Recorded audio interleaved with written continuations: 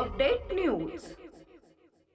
नेर शासकीय वसतिगृहात विद्यार्थ्यांच्या आरोग्याशी खेळ, भारतमुक्ती मोर्चाची वसतिगृहाला भेट, या घोटाळ्यात अधिकाऱ्यांचा सहभाग असल्याची शक्यता, वसतिगृहाची चौकशी करून दोषींवर कारवाई करा। नेर डोल्हारी मार्गे दारव्हा रोड स्थित सामाजिक न्याय विभागाचे शासकीय वसतिगृह आहे। या वसतिगृहामध्ये SC ST OBCचे विद्यार्थ्यांची संख्या मोठ्या प्रमाणात आहे। या वसतिगृहातील विद्यार्थ्यांना निकृष्ट दर्जाचे व भेसळयुक्त खाद्य तूप खायला देण्याचा प्रकार उघडकीस आला आहे।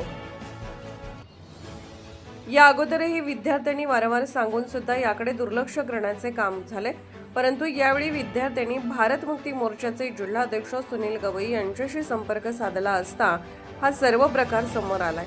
या विषयाला घेऊन बहुजन मुक्ती पार्टीचे लोकसभा अध्यक्ष बिमोद मुधाने यांनी सुद्धा या संदर्भात काही प्रकरण अधिकाऱ्यांच्या लक्षात आणून दिले होते, तरी सुद्धा अधिकाऱ्यांनी याकडे दुर्लक्ष केले। यावरून हे सिद्ध होते की SC ST OBC विद्यार्थ्यांच्या आरोग्याला घेऊन हे शासन व प्रशासन उदासीन आहे का?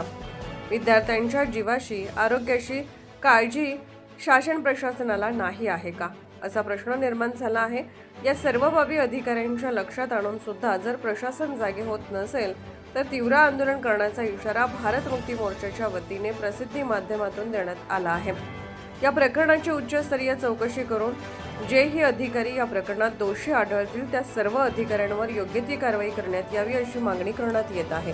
प्रतिनिधी सय्यद मतीन।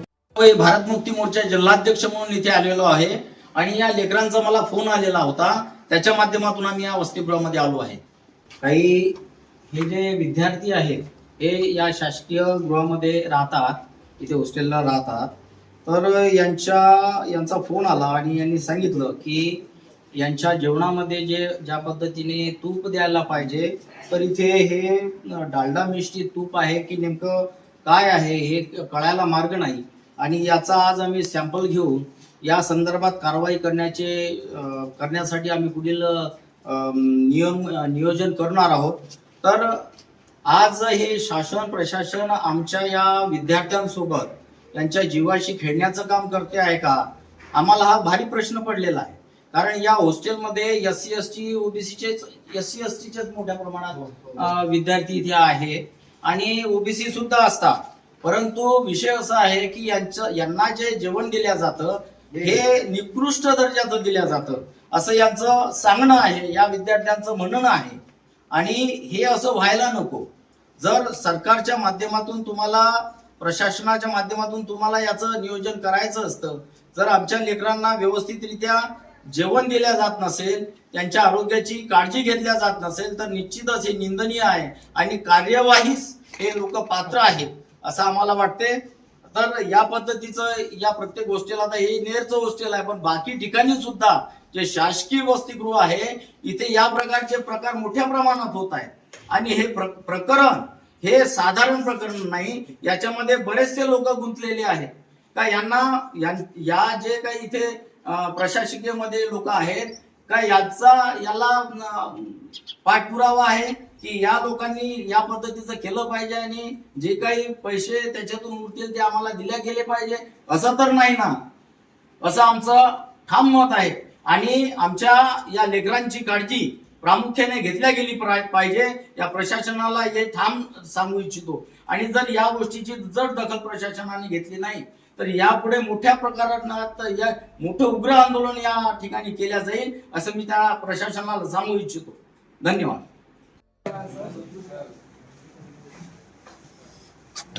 तूप एकदम असं घट्ट नाही। हे असं किती दिवसापासून येते अरे बेटा?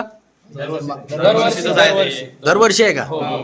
आणि तुम्ही किती वेळा कंप्लेंट केली, किती वेळा सांगितलं यांना? प्रत्येक वेळेस आम्हाला ऍडजस्टमेंट मिळाली, त्याच्या पुढे काही मिळालं। आणि निरंतर ह्या गोष्टी होत राहतात का? तुम्हाला व्यवस्थित जेवण मिळत नाही का?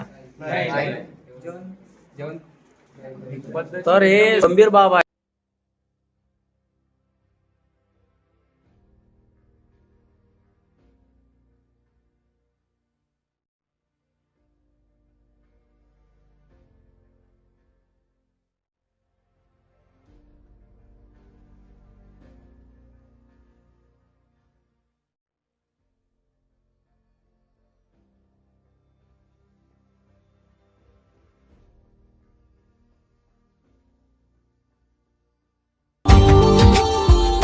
Subscribe now and press the bell icon. Never miss an update.